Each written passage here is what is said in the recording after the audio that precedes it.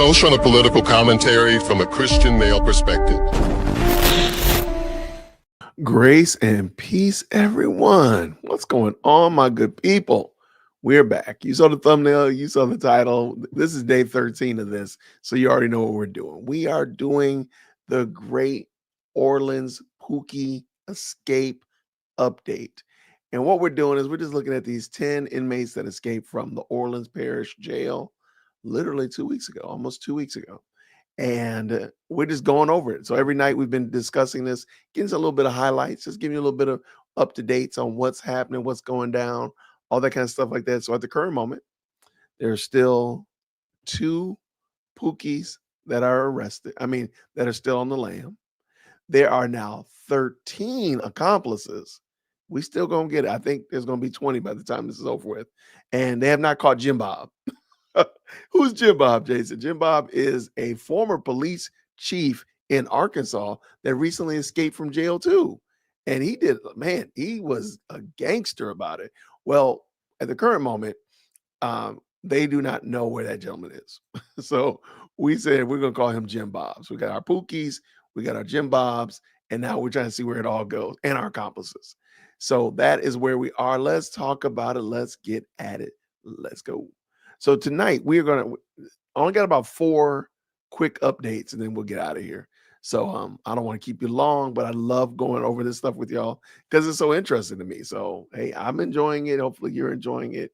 Green hearts in the chat when you can hear. Let's go. We do have some breaking news on the inmate escape tonight with an alleged accomplice arrested in Baton Rouge. Investigators say Nguyen paid for the hotel room where escapee Lenton Van Buren was found hiding on Sunday. Surveillance shows Nguyen with a man who appears to be Van Buren at the Super 6 Inn and Suites in Baton Rouge. State police arrested Nguyen for the accessory after the fact charge and for simple escape.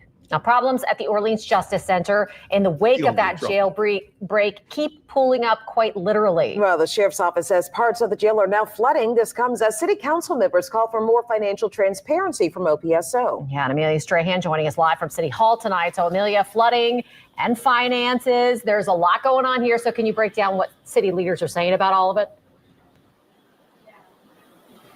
So the topic is complicated, but really the bottom line is very simple. With 2 inmates still on the run and the sheriff blaming the breakout in part on budget, council really just wants to know where the money is going. Now, right before a meeting to discuss all of this, the jail announces that it's flooding. So to prevent infrastructure failures like these, the council said everyone needs to be on the same page when it comes to money.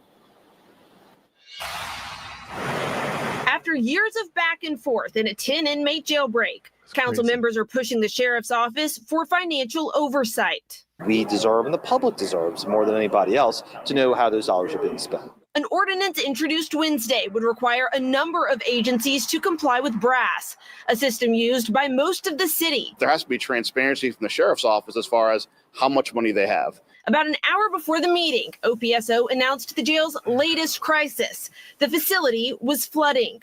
Last week, Orleans Parish Sheriff's Office asked the council for more money and blamed budget on a number of infrastructure problems, including security failures that led to the escape of 10 inmates. The law is clear. The sheriff runs it, the council pays. But Council President J.P. Morrell says before granting funds, the council needs to see how much money the department has and where it's being spent.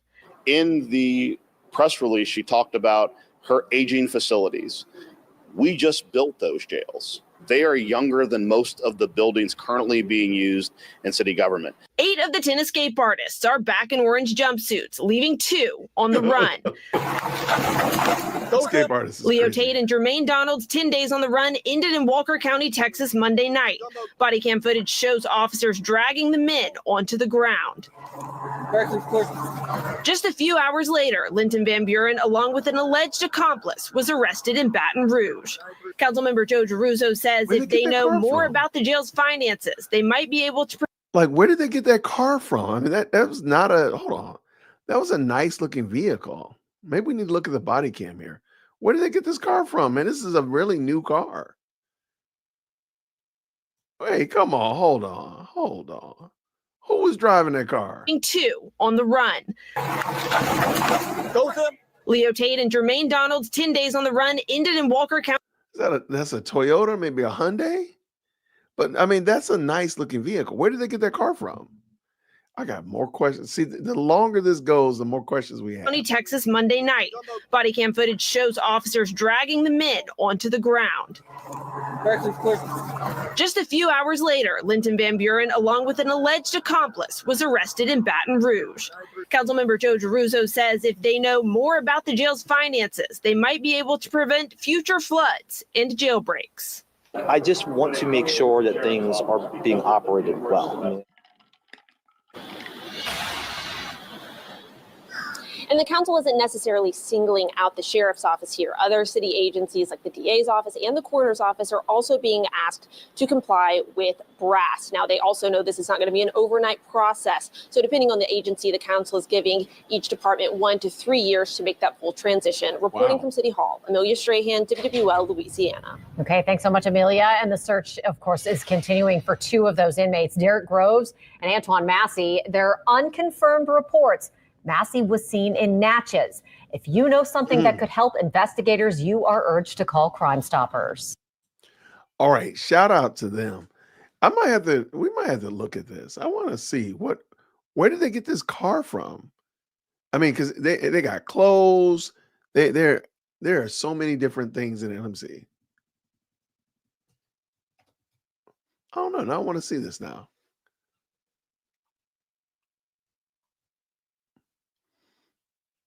All right, here it is real quick. I'm gonna pull this in real quick. This is off the cuff. So shout out to y'all. Thank y'all so much for dropping by tonight.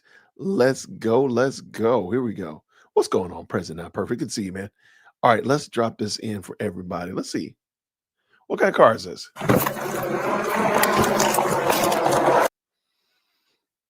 Okay. Hey, everybody move to the right side of the car. Yeah, that's a Ford. I'm sorry, a Chevy Equinox. And they gave him a pit maneuver because you see the truck. The truck has crashed into the side of this thing. If you look right there in the middle, let me get myself out of the way. If you look right there, the truck crashed into this. So whoever the sheriff or whoever was driving this black SUV, they crashed into this thing to pit maneuver is what it's called. They're driving this Suburban. They crashed into him. So that's a really new. So they had to get that has to be a rental. So where did they get that from? Hey, everybody move to the right side of the car. Open the door, dude. I'm not opening, you kidding me? Get out.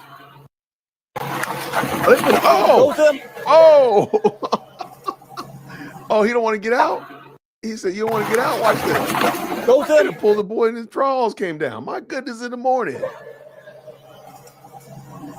Got hands if everybody can hold it. Jumbo, good hands? Shut up. Unlock the door with the right hand. No, Jumbo, back up. Crawl to him. All the way out. Okay. Crawl. Just comply, man. Just comply. Okay. So there's only 2 in the car. Back to the quick.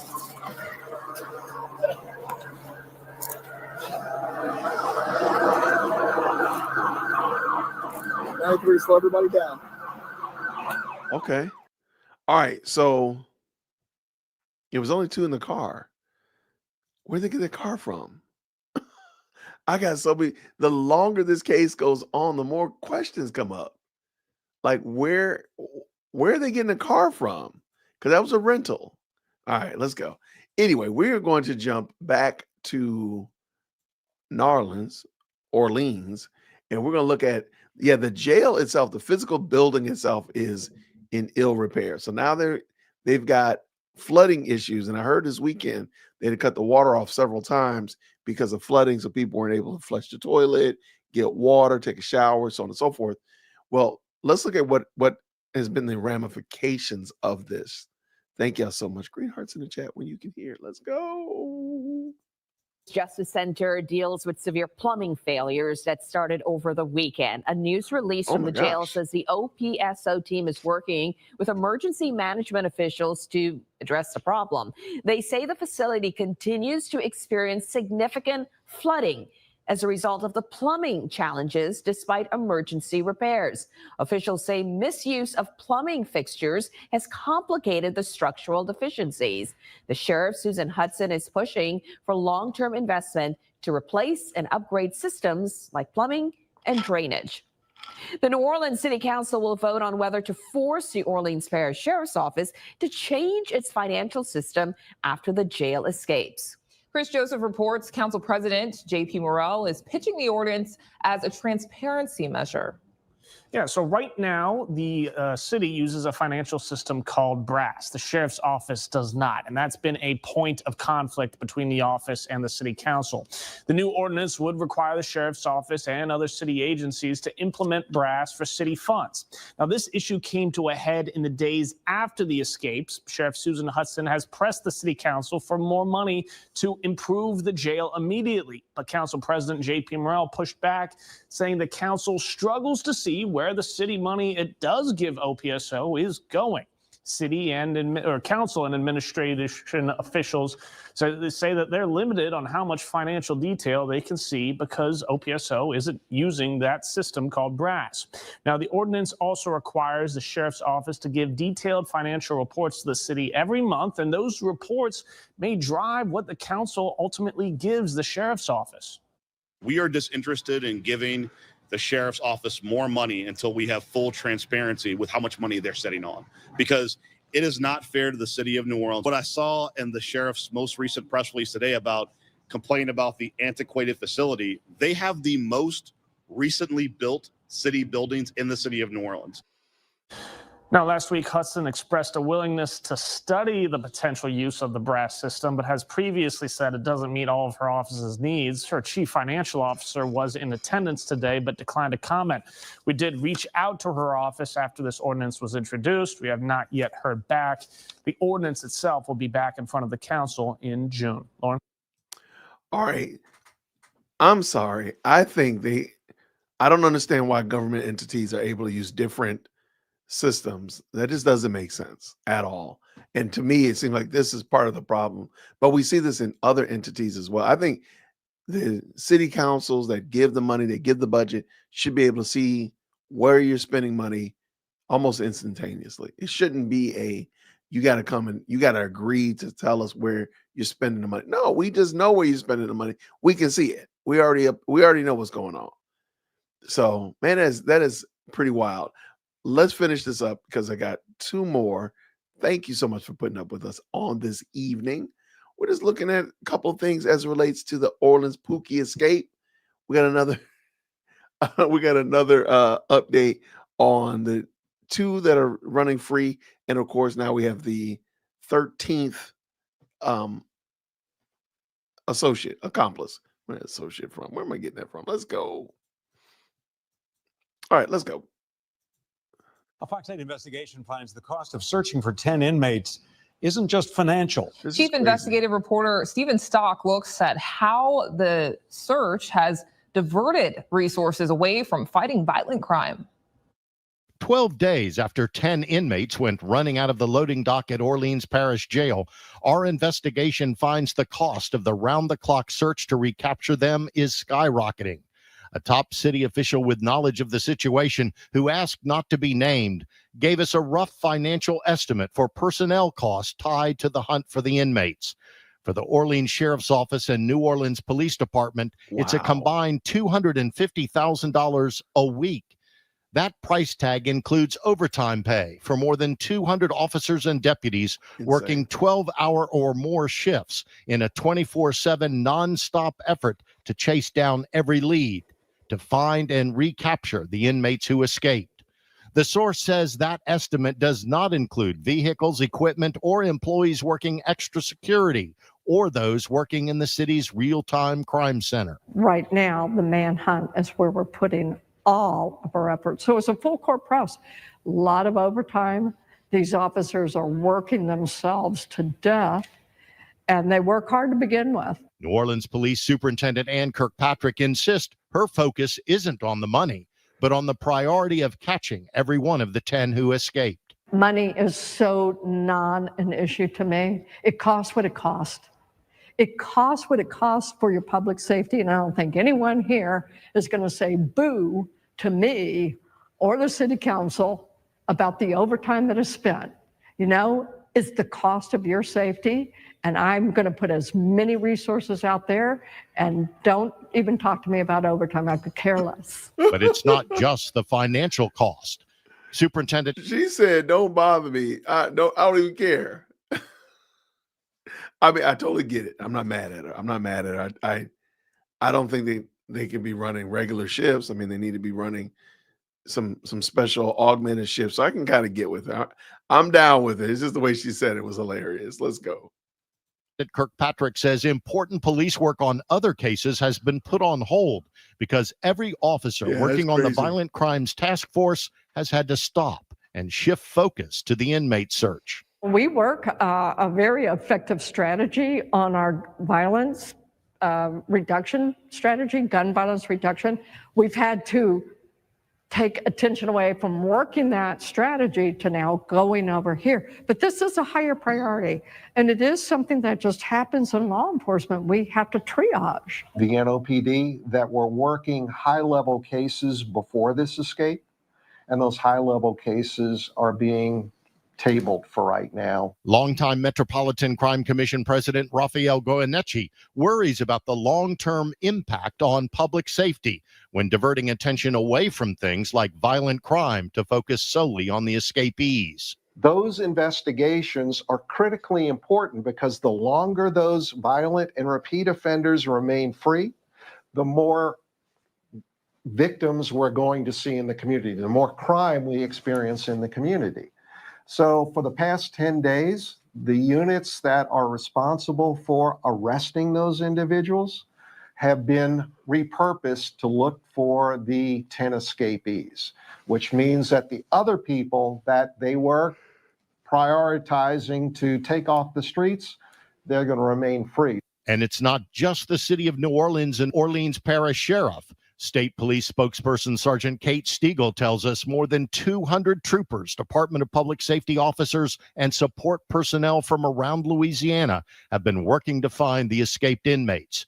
And a top local federal law enforcement source tells us as many as 100 federal agents from the FBI, ATF, U.S. Marshal Service, and Homeland Security have also joined the search. They had to take people from some of the other areas of responsibility, might be cybercrime, maybe public corruption, maybe other violent crime investigations, drug cases.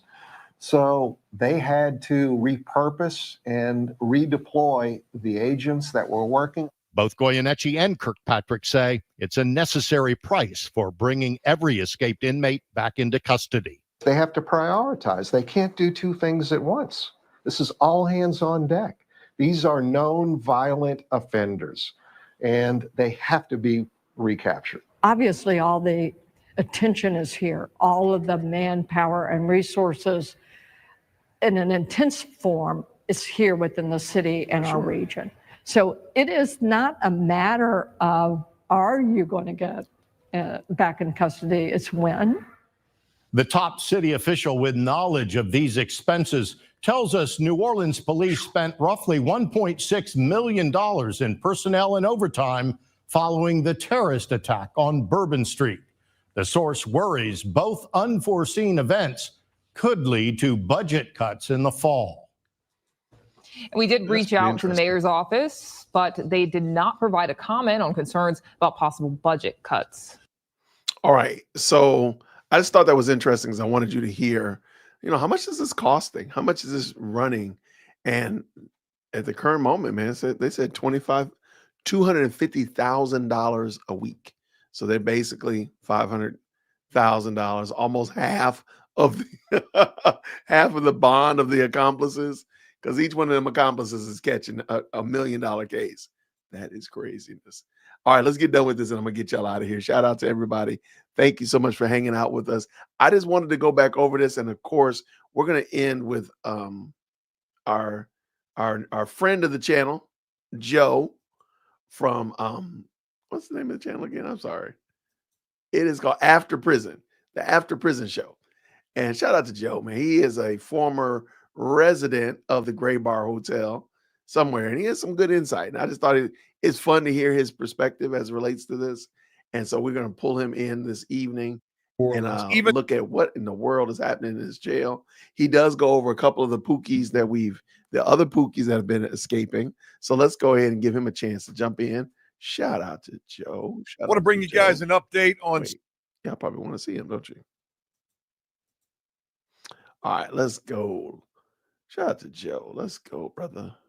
Want to bring you guys an update on some escapes that we've been talking about as of late. And I also want to share with you a story in relation to a prison escape that is just absolutely unbelievable. Probably one of the craziest prison escapes that you have never heard about, involving a prisoner who was on death row and who actually was allowed to leave from the prison under his own free will. And lo and behold, he never came back and was never to be seen again. But we'll begin this with that little bit of a cliffhanger right there. And let's get to some updates in relation to some escape stories that we've been talking about as of late.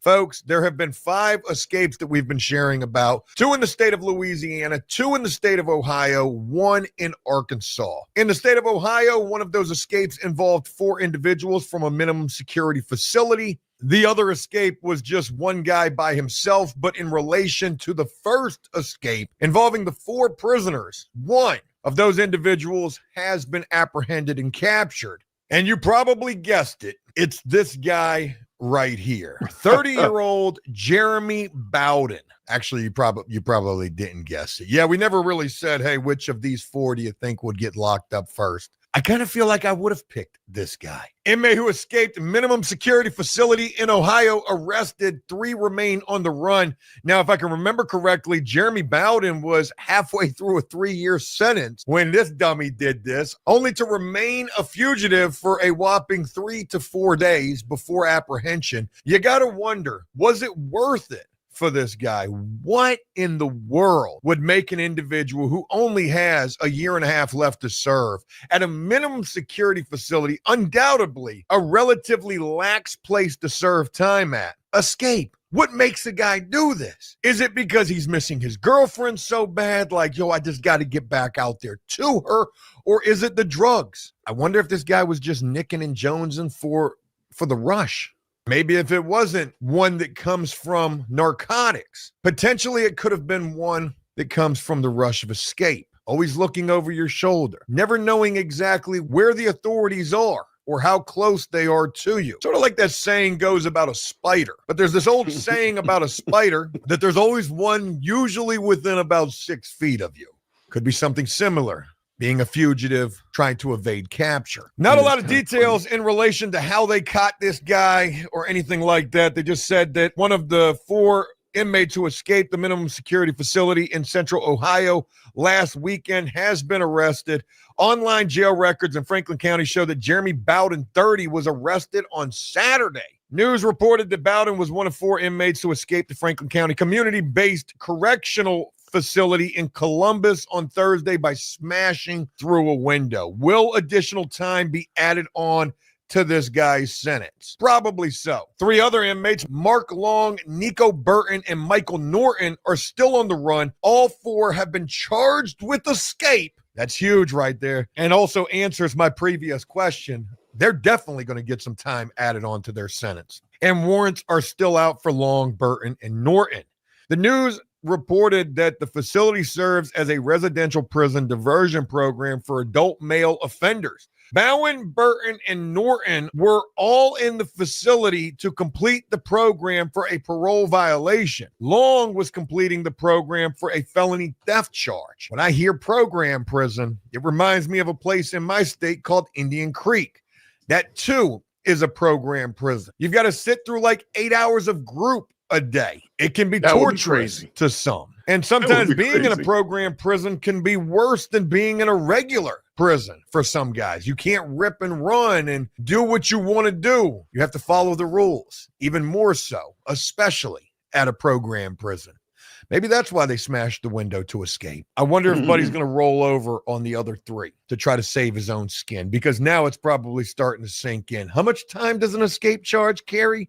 5 years. Shit. Hey, I know where them guys are at, possibly what he's thinking about sharing, and he probably doesn't have a clue. Actually, moving on to another escape that's probably going to end up rivaling the one down in New Orleans for the most ambitious and downright crazy escape of the lot is in Arkansas, involving a former police chief who just recently escaped from prison while serving like 80 years for murder and charges. And to go even further, what makes this story just so incredible is the fact that this guy was able to escape using a makeshift law enforcement uniform. Folks, we're seeing an image right here of the escapee, former police chief Grant Hardin, 56 years old, looks to be walking out of the prison, accompanying some sort of a cart that he's pulling along right there with him.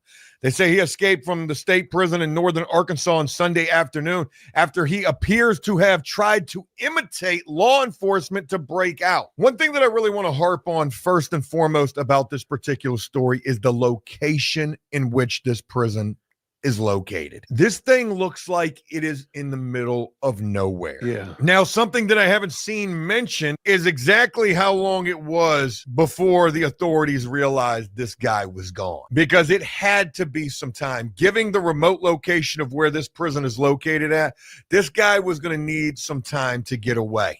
But more likely the case, some sort of a getaway driver or vehicle. Did he have an accomplice? Was there a woman involved, a loved one involved, a family member who was there waiting outside the gate to pick this guy up? And if there was, how exactly did he get away with orchestrating this without the prison first catching wind of what he was trying to do? How he escaped. Hardin escaped a North Central Unit prison in Calico Rock around 3:40 p.m. Sunday. It appears at the time of his escape, Hardin was wearing a makeshift outfit disguised to mimic law enforcement, but was not wearing a Department of Corrections uniform.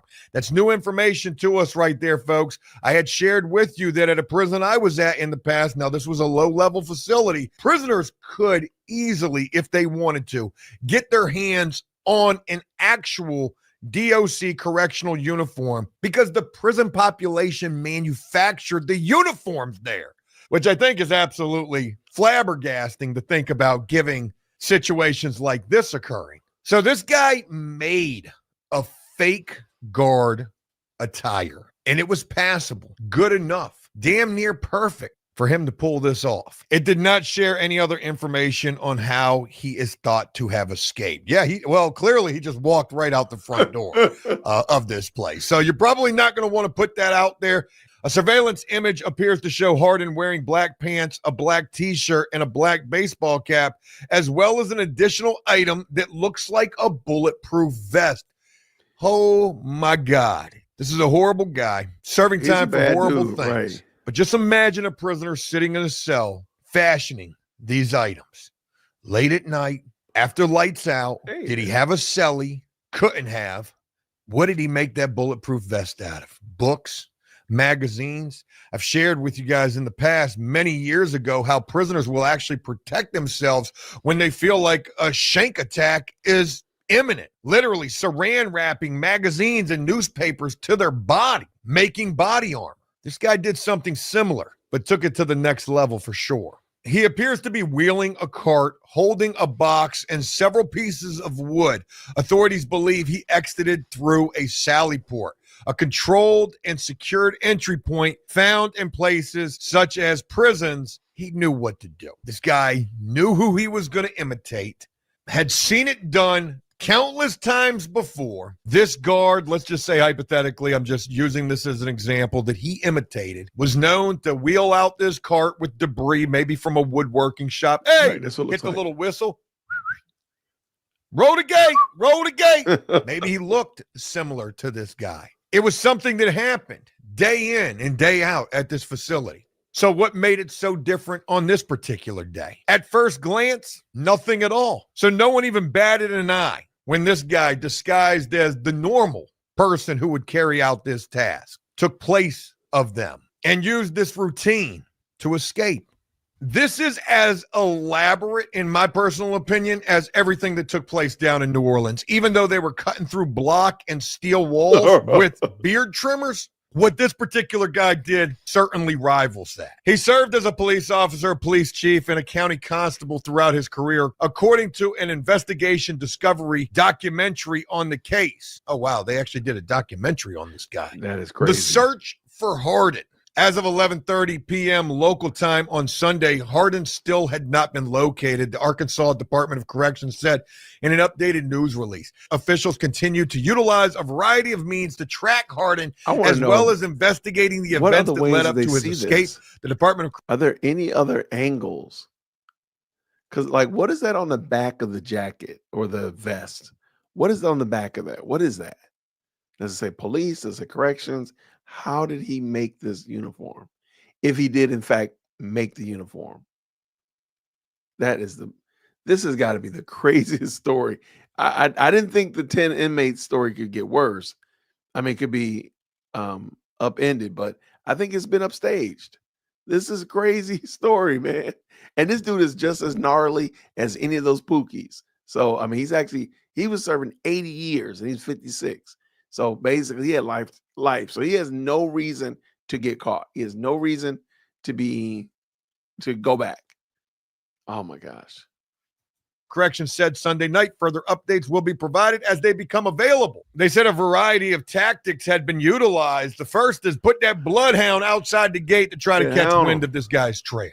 But clearly, that trail ran cold, probably pretty quickly, meaning this guy had additional means in place to further carry out this escape. There's no point in going through all of this effort that was put into this if there's no real plan set in place for what comes immediately after you get beyond those gates. And I can all but guarantee this guy had some sort of means established. With so many escapes that we've been sharing about and have been taking place as of late, some of these are what I consider to be as crazy as it gets. This happens all the time, and probably in more cases than not, we don't hear about it because it doesn't make the national news like the New Orleans situation or this Arkansas situation. Had the New Orleans escape never taken place, best believe the Arkansas escape would have made national news. But you've got two escapes taking place right around the same time that are national news worthy. So every escape that takes place at this point, the world will be highly sensitive to. But again, like I said, escapes are nothing new. The most outlandish and brazen, they've been happening all throughout history. Oftentimes we forget about them, or maybe we've never even heard of them. Like this particular story I want to share with you right now that took place also in Ohio back in 1973, involving a prisoner who was on death row, but who was given the opportunity to walk freely out of the gates of prison on what was referred to as a furlough to go Christmas shopping. Get out of here.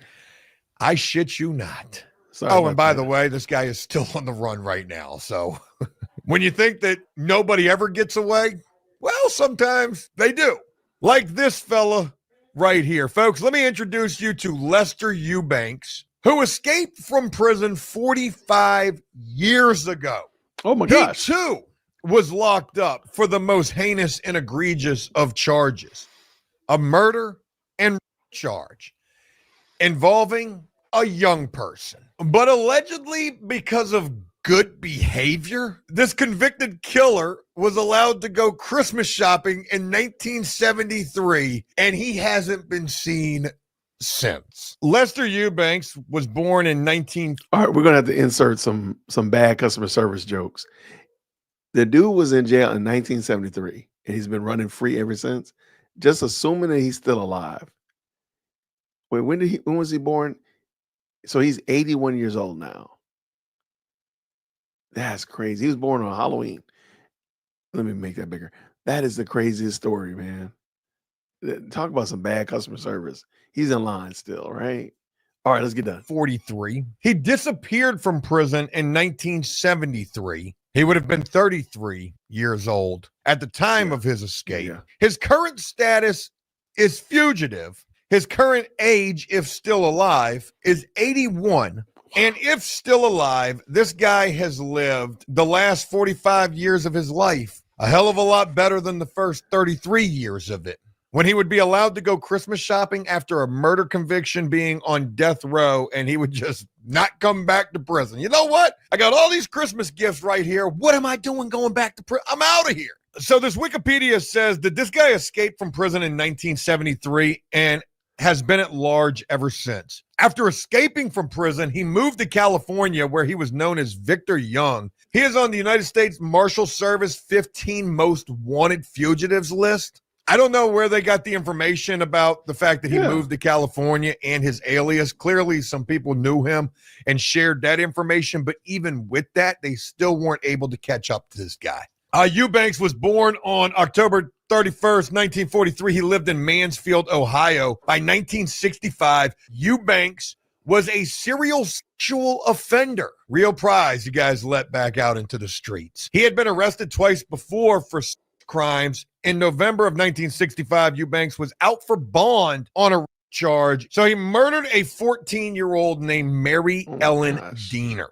And at the time that he did this, he was out on bond for another heinous charge. A 14-year-old girl who was a resident of Mansfield left her home to do laundry at a local laundromat in town, which was located near the home of her grandmother. She left the laundromat temporarily to retrieve change from a different nearby laundromat. While she was walking from one laundromat to the other, Eubanks grabbed her, pulled her behind a house, and attempted to assault her. She resisted, and Eubanks shot her twice in the stomach. Oh my God. Eubanks left her and went back home to clean and dress himself. He returned 20 minutes later and saw she was still breathing, and then picked up a brick and struck her in the head to kill her. Police found her body 2 hours later. The next day, Eubanks was arrested at his home, where he confessed to the murder. He was charged with first-degree murder and attempted.